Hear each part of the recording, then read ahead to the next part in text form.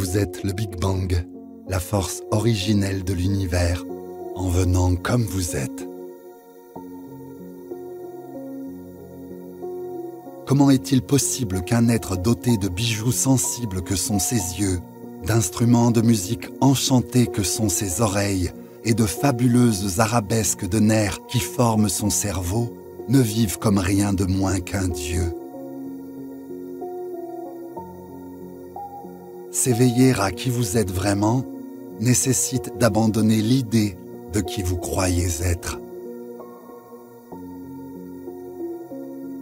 Avoir foi, c'est comme se faire confiance dans l'eau. Quand vous nagez, vous ne vous agrippez pas à l'eau, parce que si vous le faites, vous coulerez et vous noierez. Au lieu de ça, vous vous relaxez et vous flottez.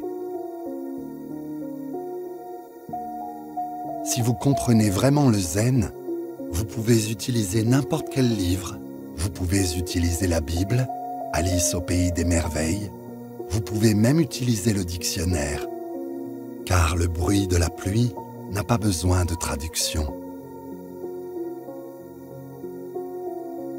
Le problème se pose parce que nous posons la question de la mauvaise façon. Nous pensions que les matières solides étaient une chose et que l'univers en était une autre, ou tout simplement rien.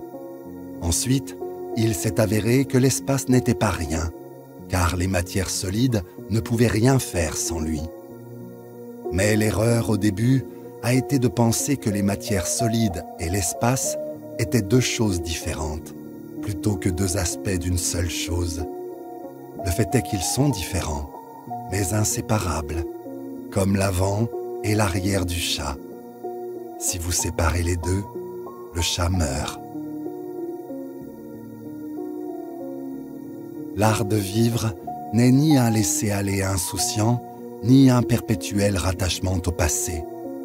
Il consiste à être sensible à chaque instant, le voyant comme nouveau et unique, et à avoir l'esprit ouvert et réceptif. Plus une chose a tendance à être permanente, et plus elle tend à être dénuée de vie. La question « Que ferons-nous à ce sujet ?» n'est posée que par ceux qui ne comprennent pas le problème. Si un problème peut être résolu, le comprendre et savoir quoi faire à son sujet sont la même chose. D'autre part, faire quelque chose à propos d'un problème qu'on ne comprend pas est comme essayer de déblayer les ténèbres en les écartant avec nos mains. Lorsque la lumière est amenée, l'obscurité disparaît immédiatement. Cela vaut aussi pour le problème. Tout comme l'humour vrai est de rire de soi-même, la vraie humanité est la connaissance de soi-même. Je me suis rendu compte que le passé et le futur sont de véritables illusions, qu'ils existent dans le présent, qui est ce qui existe et tout ce qui existe. Nous identifions dans notre expérience une différenciation entre ce que nous faisons et ce qui nous arrive. Mais je vais vous dire ce que comprennent les ermites. Si vous partez dans une forêt, très très loin, et que vous vous tenez très calme, vous arriverez à comprendre que vous êtes relié avec tout. Donc, ce qui est discorde à un niveau de notre être est harmonie à un autre niveau. L'attitude de foi est le contraire même de la croyance, de s'y raccrocher. Aucun travail ou amour ne fleurira sur la culpabilité, la peur ou le vide du cœur, tout comme aucun plan d'avenir valable ne peut être fait par ceux qui n'ont pas la capacité de vivre dans le moment présent. La religion n'est pas un département de la vie, c'est quelque chose qui pénètre dans l'ensemble de celle-ci. Vous et moi sommes autant en continuité avec l'univers physique qu'une onde est en continuité avec l'océan. Le sens de la vie est juste d'être vivant. C'est si clair et si évident et si simple.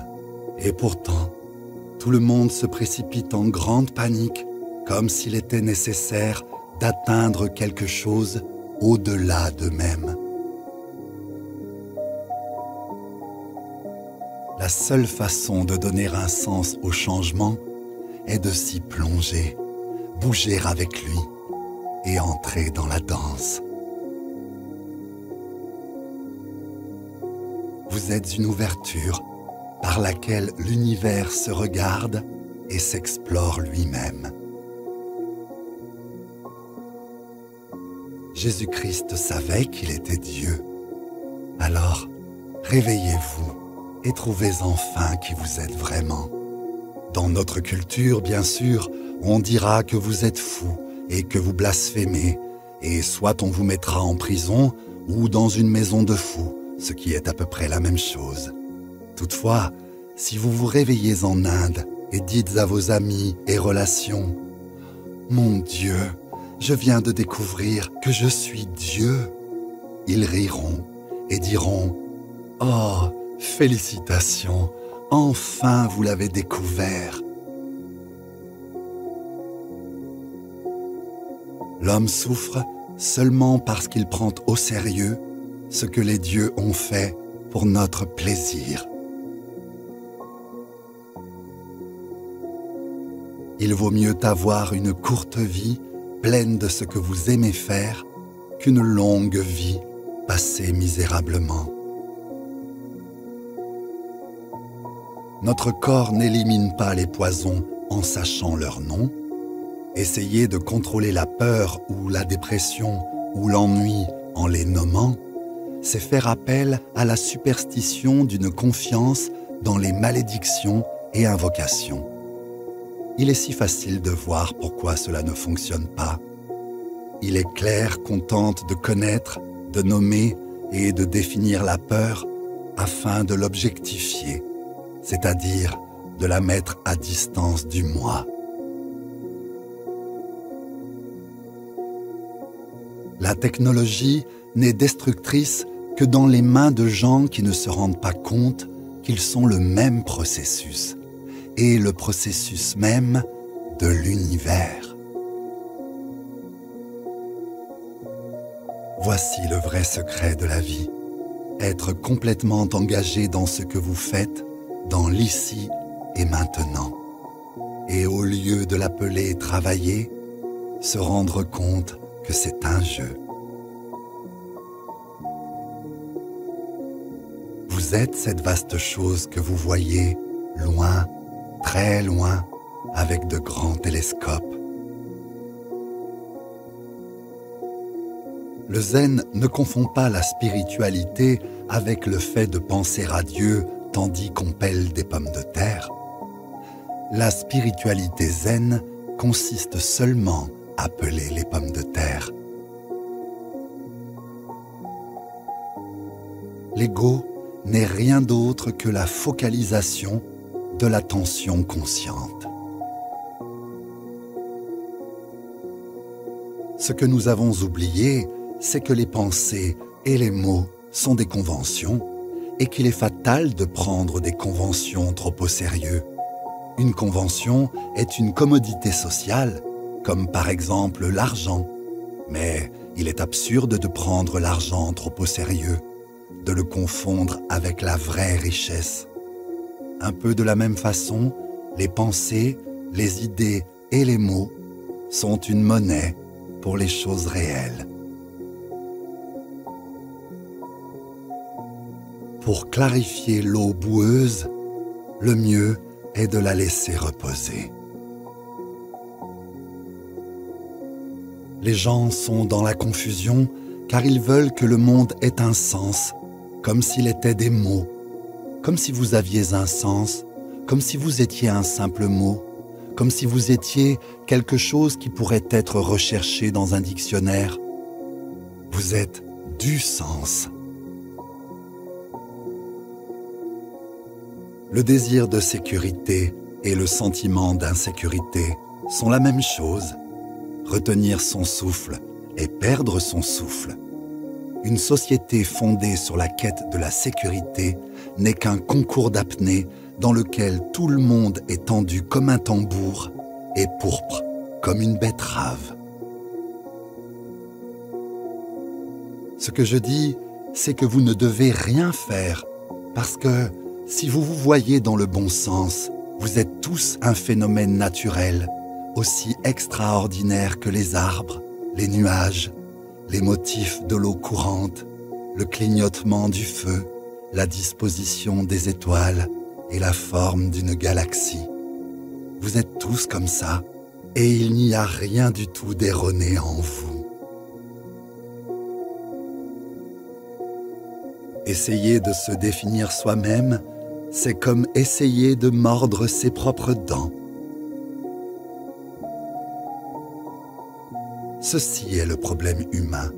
Il y a un prix à payer pour chaque accroissement de conscience.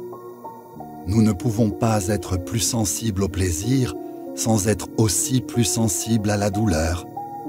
En se rappelant le passé, nous pouvons planifier pour l'avenir. Mais la capacité de planifier pour l'avenir est freinée par l'aptitude à redouter la douleur et à craindre l'inconnu. En outre, la croissance d'un sens aigu du passé et de l'avenir nous donne un faible sentiment du présent. En d'autres termes, nous semblons atteindre un point où les avantages d'être conscient sont dépassés par ses inconvénients, où une extrême sensibilité nous rend inaptes à s'adapter. La source de toute lumière est dans l'œil. L'art de la méditation est un moyen d'entrer en contact avec la réalité. Et la raison en est que la plupart des gens civilisés sont hors de contact avec la réalité parce qu'ils confondent le monde avec le monde comme ils le pensent et en parlent et le décrivent. Car d'une part, il y a le vrai monde, et de l'autre, il y a tout un système de symboles de ce monde qu'on a dans l'esprit. Ce sont des symboles très utiles, toutes les civilisations en dépendent, mais comme toutes les bonnes choses, ils ont leurs inconvénients. Et le désavantage principal des symboles est que nous les confondons avec la réalité, tout comme nous confondons l'argent avec la vraie richesse. Ne prétendez jamais à un amour que vous ne ressentez pas, car il ne nous appartient pas de commander à l'amour. Les choses sont comme elles sont.